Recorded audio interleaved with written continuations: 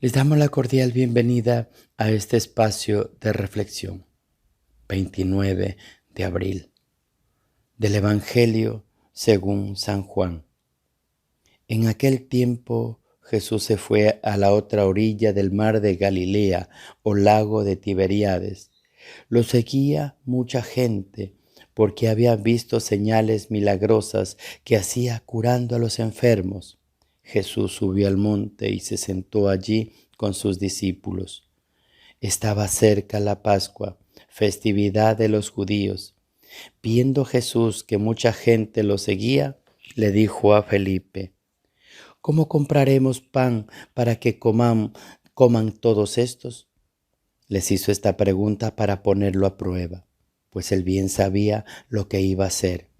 Felipe le respondió: ni 200 denarios de pan bastaría para que cada uno le tocara un pedazo de pan. Otro de sus discípulos, Andrés, el hermano de Simón Pedro, le dijo: aquí hay un muchacho que trae 5 panes de cebada o 2 pescados. Pero, ¿qué es esto para tanta gente? Jesús le respondió: díganle a la gente que se siente. En aquel lugar había mucha hierba. Todos pues se sentaron allí, y tan solo los hombres eran unos 5,000. Enseguida Jesús tomó los panes y después de dar gracias a Dios, se los fue repartiendo a todos los que se habían sentado a comer.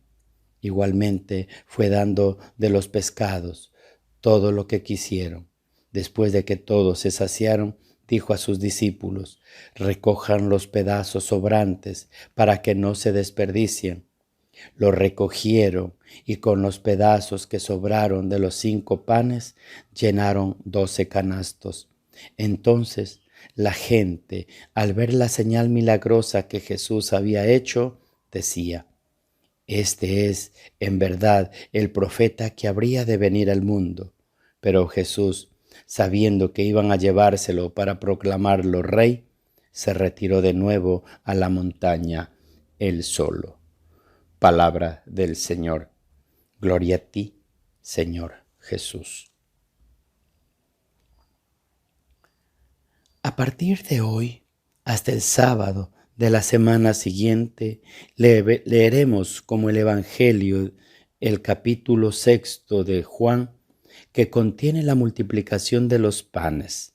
El texto de hoy, el discurso de pan de la vida, es el conjunto de estos 8 días que constituyen una oportunidad pascual para profundizar el tema de la fe en Jesús como verdadero pan de vida y pan eucarístico.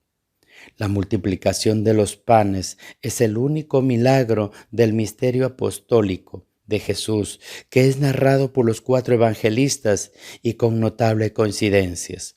Más todavía, son 6 las narraciones que tenemos de este suceso, que fue único en sentir de los biblistas, pues Mateo y Marcos relatan cada uno 2 multiplicaciones que probablemente responden a 2 primitivas tradiciones paralelas que no fueron sincronizadas en la redacción final de sus evangelios.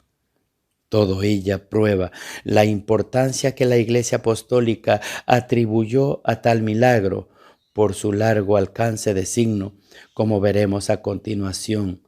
Y de hecho, el signo de los panes y de los peces adquiere desde el principio un puesto destacado en la iconografía cristiana, frescos y mosaicos de las catatumbas y basílicas. El evangelista Juan califica siempre los milagros de Jesús con el término signo, que se repite hasta 17 veces en el 4º evangelio. Signo, pues, un concepto teológico y cristológico, es decir, referido a Cristo y orientado a fundamentar la fe del discípulo en Jesús como Hijo de Dios, lo cual constituye la finalidad del Evangelio de Juan. Y en este sentido, Cristo mismo es el gran signo de Dios Padre. La multiplicación de los panes es uno de los grandes signos, autorrevelación de Jesús que tenemos en el 4º evangelio. como veremos los días sucesivos, partiendo Cristo del pan material multiplicado para la muchedumbre famélica. Deja patente en su posterior discurso sobre el pan de la vida que él mismo es el pan que ha bajado del cielo y el pan eucarístico, su carne y su sangre que da vida eterna al que lo recibe. De lo que acontece y antecede, se concluye que en la multiplicación de los panes, según el relato de Juan, además del plano histórico del hecho en sí, tenemos el nivel teológico del mismo, y es el típico esquema dual del cuarto evangelio. Así, por ejemplo, el evangelista comienza por hacer notar que estaba cerca la Pascua, la fiesta de los judíos. Estamos en primavera y por eso hay hierba abundante en aquel lugar, pero esa ambientación pascual es más que una indicación cronológica, es alusión de la nueva Pascua en la que Jesús iba a ser sacrificado como nuevo Cordero Pascual, y de este modo su carne sacrificada será comida de la nueva Pascua cristiana. Además de esta perspectiva pascual, el signo de la multiplicación de los panes, podemos distinguir, entre otras cosas, la dimensión o características, su valor mesiánico, su intencionalidad eucarística y su referencia eclesial. El valor mesiánico de la multiplicación se desprende de su condición de milagro que, como tal, anuncia la llegada del reino y de los tiempos mesiánicos para los pobres de Dios que lo seguían, porque habían visto los signos, las sanaciones que había con los enfermos. Su entusiasmo colectivo desborda al final. Este sí que es el profeta que tenía que venir al mundo, sabiendo que iba a llevárselo para proclamarlo rey, se retiró otra vez a la montaña, él solo. La intencionalidad eucarística del hecho aparece visible en el marco ritual y literario del mismo. Los gestos del Señor antes de la multiplicación son idénticos a los de la última cena. Jesús tomó los panes, dijo la acción de gracias y los repartió a los que estaban sentados. Después mandó recoger las sobras para que nada se desperdiciara.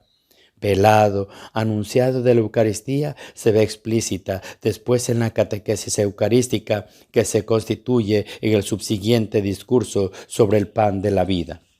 La referencia eclesial de los padres y de los panes radica en la condición itinerante del nuevo pueblo de Dios que es la Iglesia. Y si el maná fue el alimento de Israel, peregrino en el desierto, el pan de vida que es Jesús será para quien sacie el hambre y la sed del nuevo pueblo de Dios a lo largo de los siglos.